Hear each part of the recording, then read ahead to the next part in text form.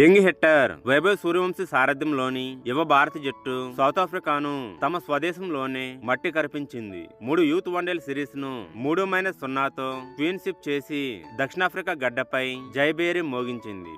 వీడియోను చూసే ముందు చిన్న రిక్వెస్ట్ అండి, వీడియోను లైక్ చేసి మీ సపోర్ట్ ని తెలియజేయండి. మొదటిసారి మన ఛానల్ ను చూస్తున్నట్లయితే సబ్స్క్రైబ్ చేసుకుని పక్కనే ఉన్న బెల్ ఐకాన్ ని ఆన్ చేసుకోండి.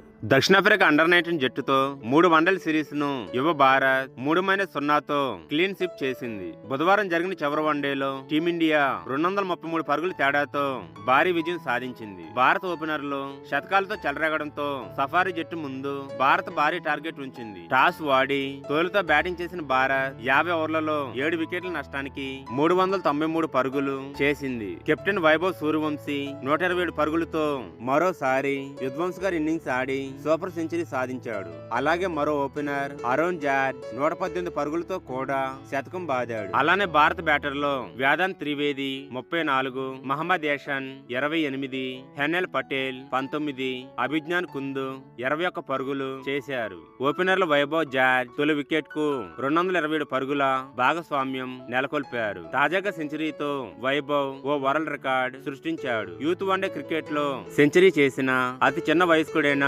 అండర్-19 కెప్టెన్ గా ఈ ఘనత సాధించాడు. కేవలం 14 ఏళ్ల వయసులోనే ఈ ఫీట్ అందుకున్నాడు. ఆయుష్ మాత్రే గైర్జారీ కావడంతో వైభవ్ తొలిసారి సారథ్య బాధ్యతలు అందుకున్నాడు. సౌత్ ఆఫ్రికా బౌలర్లలో సోనీ 3 వికెట్లు సాధించగా జాసన్ రోల్స్ 2, మైకేల్ క్రూయస్కామ్ 1 వికెట్ తీసుకున్నారు. ఇక భారీ లక్ష్య ఛేదనలో దక్షిణాఫ్రికా జట్టు ఏ దశలోనూ గెలుపు దిశగా సాగలేదు. 35 ఓవర్లలో 160 పరుగులకే ఆల్అౌట్ అయింది. పాల్ జేమ్స్ 41, డేనియల్ బోస్మాన్ 40, కార్న్ బోతా 36 మాత్రమే చెప్పుకోదగ్గ స్కోర్లు చేశారు. టాప్ 4 బ్యాటర్లు ఒక్కరు కూడా 2 అంకెల స్కోర్ చేయలేదు. భారత బౌలర్లలో ఇషాన్ కుమార్ సింగ్ 3 వికెట్లు తీశాడు. అలానే మహమ్మద్ యానాన్ 2, హెనెల్ పటేల్, కనిష్క్ చౌహాన్, ఉదవ్ మోహన్, అంబరీష్, వైభవ్ తలా వికెట్ సాధించారు. Captain Vaibhav Suryavanshi player of the match తో పాటు player of the series award అందుకున్నాడు.